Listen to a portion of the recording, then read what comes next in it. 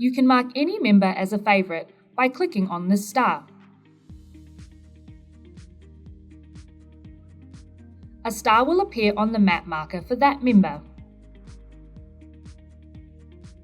You can find all your favourites by clicking on the clipboard icon. This option will display all of your favourites.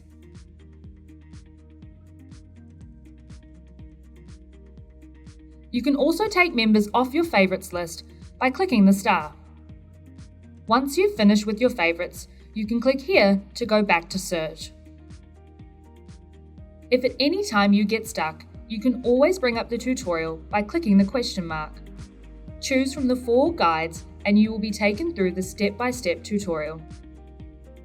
Thank you for watching. Click here to view our other tutorials.